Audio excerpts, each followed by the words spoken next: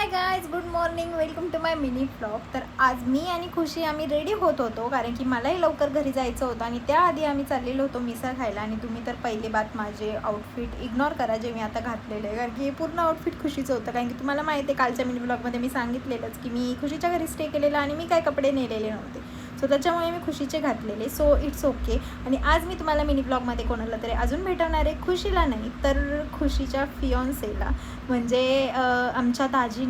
तर मी पहिले त्यांना विचारून घेतलं की तुम्हाला व्हिडिओमध्ये घेऊ ना, तर ते हो बोलले. सो त्याच्यामुळे मी व्हिडिओ स्टार्ट केलेला, कारण की प्रत्येकाची प्रायव्हसी असते. सो त्याच्यामुळे मी पहिले विचारूनच घेतलेलं की चालेल ना, कारण की त्यांच्या घरीही माहिती आहे. सो इट्स ओके, ते बोलले तू टाकू शकते मिनी ब्लॉगमध्ये. सो मी मिनी ब्लॉग वगैरे स्टार्ट केला आणि आम्ही मस्तपैकी चाललेलो मिसळ खाण्यासाठी. आणि जाता जाताच त्या दोघांची झाली भांडण, आणि भांडण झाल्यामुळे खुशी मॅडम आमच्या अशा एकट्या एकट्या पुढे चाललेल्या होत्या.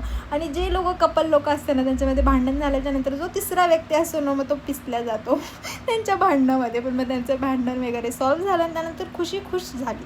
वा, खुशी हुई खुश, कितना अच्छा सेंटेन्स आहे. तर मग नंतर इकडे खुशी मॅडम मस्तपैकी स्नॅप टाकत होत्या आणि स्नॅप मी पण बघत होती, कारण की मी पण स्नॅप लवर आहे आणि मी पण डेली अपडेट स्नॅपवरती टाकतच असते. सो ती इकडे मेन्शन करत होती आय डी वगैरे. सो आमचं असंच काही चालू होतं ना, आम्ही इकडे वेट करत होतो आमच्या जीजूंच्या, म्हणजे आमच्या नाही, माझ्या जीजूंच्या फ्रेंडचा, कारण की म्हणजे फ्रेंडचा म्हणजे भावांचा, तर ते पण आम्हाला जॉईंट होणार होते मिसळ खाण्यासाठी. आणि इकडे खुशी मॅडम मस्त त्यांच्या प्लेटमधली शेव चोरत होती. पापड घ्या. नको नको भाऊजी पाव नको. घ्या. अरे तुम्ही खा. बरं पाव घ्या. नको, पाव आहे माझ्याकडे.